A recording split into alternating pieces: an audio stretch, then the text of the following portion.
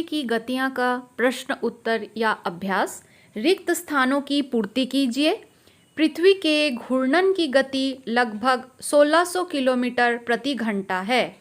पृथ्वी का अक्ष अपने समतल से 23.5 डिग्री के कोण पर झुका है। 21 जून को कर्क रेखा पर सूर्य की किरणें लंबवत पड़ती है। लीप वर्ष में 366 दिन होते हैं।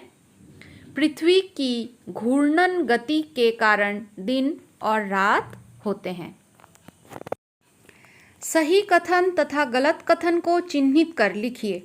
पृथ्वी की वार्षिक गति के कारण दिन और रात होते हैं। गलत। पृथ्वी की दैनिक गति को ही घूर्णन गति कहते हैं। सही। वर्ष 2014 एक लीप वर्ष था। गलत। 21 मार्च को पूरी पृथ्वी पर दिन रात बराबर होते हैं। सही। पृथ्वी का परिक्रमण कक्ष दीर्घ वृत्ताकार है। सही।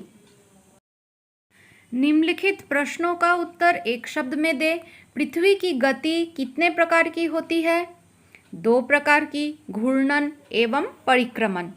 दिन और रात पृथ्वी की किस गति के कारण होता है? इसका उत्तर होगा घूर्णन। 4 प्रमुख ऋतु कौन कौन हैं? उत्तर है ग्रीष्म ऋतु, बसंत ऋतु, शीत ऋतु, शरद ऋतु। पृथ्वी को सूर्य की एक परिक्रमा पूरी करने में कितना समय लगता है?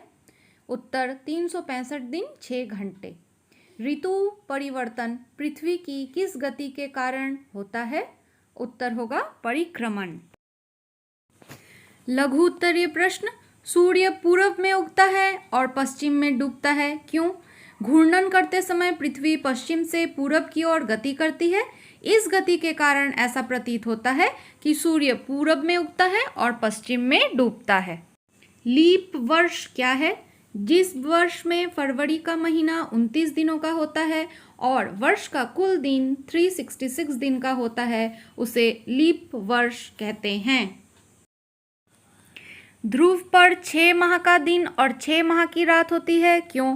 पृथ्वी का अक्ष 23.5 डिग्री के कोण पर झुका हुआ है और इस कारण पृथ्वी की परिक्रमण गति से सूर्य की किरणें कर्क रेखा पर सीधी पड़ती है। इस समय आर्टिक वृत्त यानी ध्रुव के क्षेत्रों में लगभग 6 माह का दिन होता है और 6 माह की रात।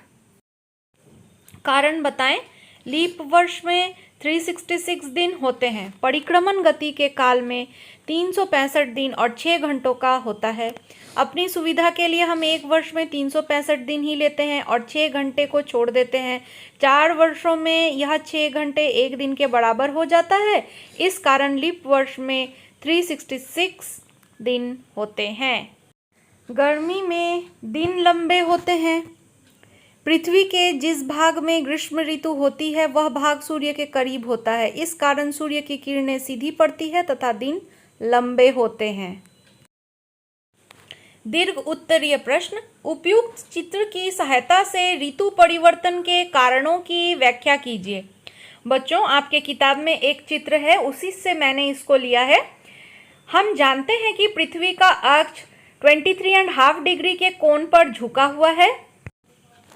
इसी झुकाव के कारण उत्तरी गोलार्ध एवं दक्षिणी गोलार्ध क्रमशः सूर्य की तरफ ज़्यादा झुके होते हैं, जैसा कि चित्र में आप देख सकते हैं।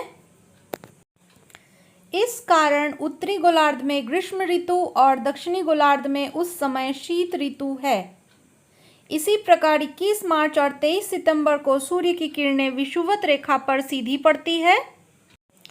इस स्थिति में कोई भी ध्रुव सूर्य की ओर नहीं झुका होता है, अतः इन तिथियों को दिन और रात पूरी पृथ्वी पर बराबर होते हैं। 21 मार्च को उत्तरी गोलार्ध में वसंत ऋतु तथा दक्षिणी गोलार्ध में शरद ऋतु होती है।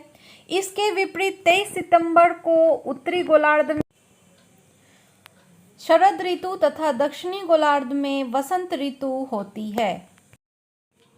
दिन और रात कैसे होते हैं? उपयुक्त चित्र की सहायता से वर्णन कीजिए। पृथ्वी की घूर्णन गति के कारण दिन और रात होते हैं। हम जानते हैं कि पृथ्वी की आकृति गोल है। इस कारण एक समय में सिर्फ इसके आधे भाग पर सूर्य की रोशनी प्राप्त होती है, अर्थात उस भाग पर दिन होता है, एवं जो भाग सूर्य से दूर होता है, अर्थात जहां सूर्य की रोशनी प्राप्त नहीं होती है, वहां रात होती है। अंतर बताएं। घूर्णन और परिक्रमण। घूर्णन पृथ्वी का अपने अक्ष में घूमना घूर्णन कहलाता है। पृथ्वी को एक घूर्णन पूरा करने में 24 घंटे का समय लगता है। घूर्णन के कारण दिन और रात होता है। परिक्रमण। पृथ्वी सूर्य के चारों ओर एक दीर्घ वृत्ताकार पथ में गति करती है, इसे परिक्रमण कहते हैं। पृथ्वी का एक चक्कर पूरा करने में 365 दिन 6 घंटे लगते हैं। परिक्रमण के कारण ऋतु परिवर्तन होता है। विषुव और अयनांत। विषुव जब उत्तरी गोलार्ध या दक्षिणी गोलार्ध में दिन और रात पूरी पृथ्वी पर बराबर होते हैं तो इसे विषुव कहते हैं। ऐसा 21 मार्च और 23 सितंबर को हर वर्ष होता है। अयनांत जब उत्तरी गोलार्ध या दक्षिणी गोलार्ध में सबसे लंबा दिन और सबसे छोटी रात होती है तो उसे अयनांत कहते हैं। 21 जून को ग्रीष्म अयनांत और 22 दिसंबर को शीत अयनांत कहते हैं। ग्रीष्म अयनांत में सूर्य की किरणें कर्क रेखा पर सीधी पड़ती है। शीत अयनांत में सूर्य की किरणें मकर रेखा पर लंबवत पड़ती है।